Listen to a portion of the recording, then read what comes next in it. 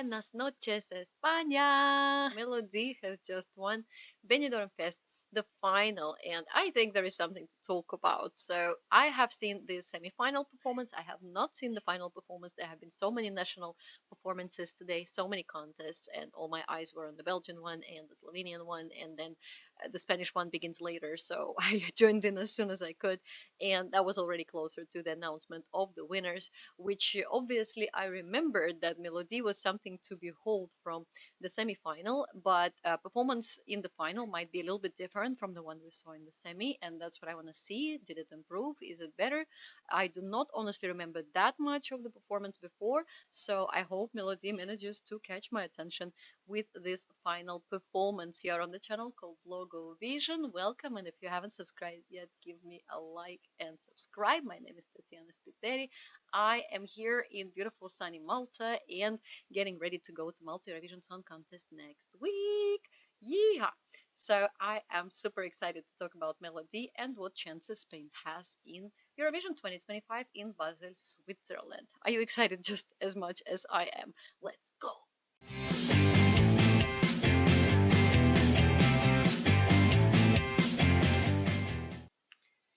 Melody, this diva, esa diva.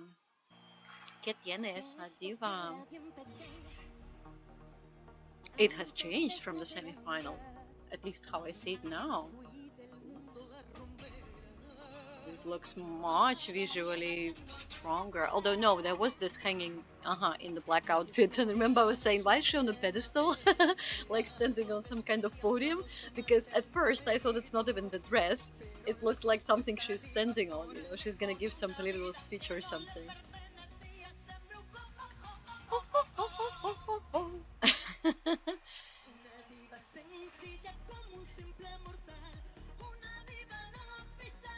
I must say the staging in many performances in Benidorm was great already in the semi-final, and obviously it just improved in the final. The outfit change, the change of the camera angle. First she's on the top, as if, or is it just the feeling that she's hanging from the ceiling and she's actually on, I don't know, like I am confused, but I like what I see. Now this one with the background, you know, all this decorative kind of pattern background reminded me very much of our Italian girl last year. Yeah, reminded me a lot of Angelina Mango. You remember that in the final she was performing with this, you know, decor behind her.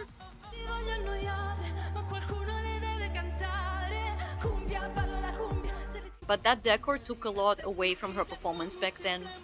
Here at least the background is in the same color, yeah, in this like gray to black coloring, and so it doesn't take so much attention away. And now she's on the shoulders like Sara Bonici of Malta last year. She's put so many like key moments from many people's performances into hers. Very hardworking artist, very hardworking. Poderosa for sure. Empowering, yeah. It is very poppy, I will not deny, yeah, and okay, now there is a dance break. Interesting though, how they made it. Visual, angles, camera work, beautiful, beautiful, flawless, flawless.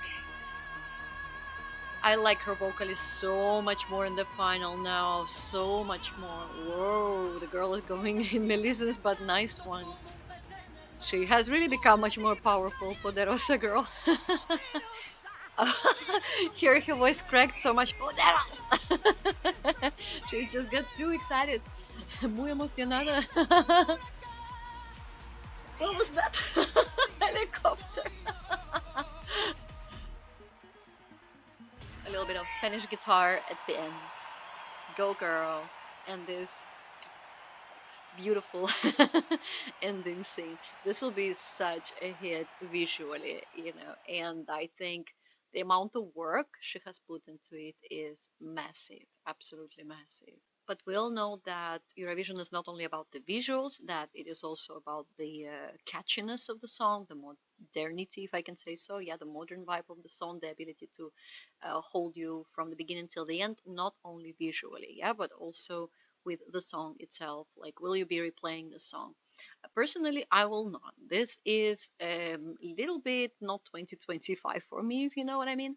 But in terms of the way she presents it, how she manages to just deliver it, if somebody else was doing the same song with the same kind of tricks on stage, I think they wouldn't be even 50% as powerful and confident as Melody was. And she just has this, like, she's like a, carrying that flag of empowerment for all the women of Spain and the world, and you believe her, the important thing is you believe her. You're like, you see that and you think, okay, that's, she's being honest, she's not faking it.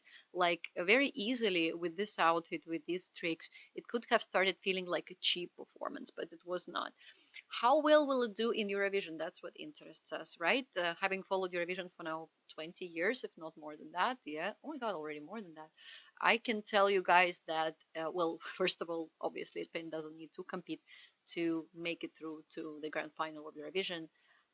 Whether if it was, in the semifinal, it would have qualified or not, now it doesn't matter because she's already in.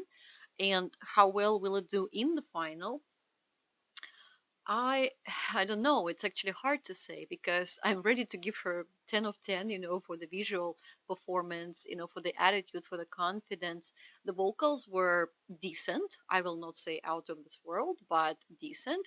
And with the amount of dancing and tricks and carrying her on her on the shoulders of the dancers and like all this, stunning stuff going on the stage, it's amazing how she, kept up the good work. So for the visual, for the staging, it is 10 out of 10 for me. I'm not sure about that background, the sort of throne, Games of Thrones behind her, the pattern, but let's distract from that. But song wise, I think people will appreciate this more than the judges. We know that in the final of Eurovision, they go 50-50. And in this particular case, I think the judges will be more like, just listening scrupulously to how she's singing and so on, even though they do appreciate the staging and so on. But they will be very harsh on the vocals. And let's say, it's not the Greek singer Klavdia, you pronounce Klavdia, who has just won in the Greek selection. It is not that strong vocally. And I think that jury might bring it down, to a certain point.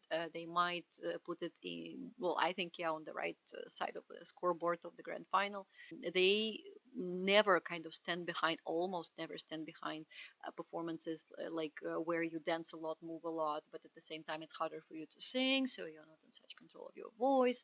Yeah, and they can hear, like, and they, it's their job to hear every imperfection, right?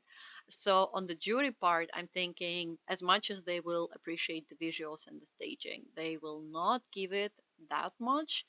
Um, People, televoters, I think, I mean, it's not a song for everyone, and it's quite, I would say, box standard.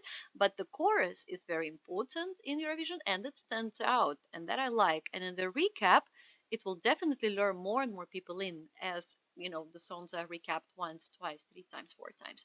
People will be more and more drawn into this.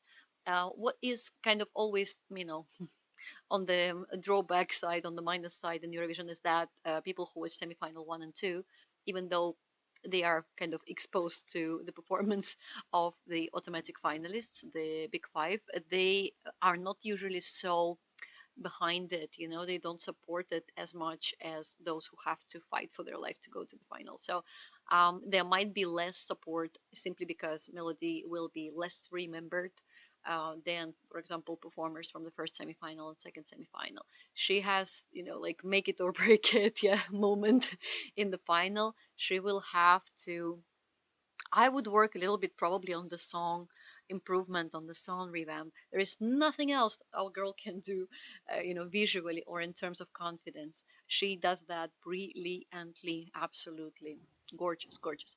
But on the side of the song, I think there is something to be improved. I think, for example, yeah, definitely, like there is something to hold on to, like the choruses, like the dance break.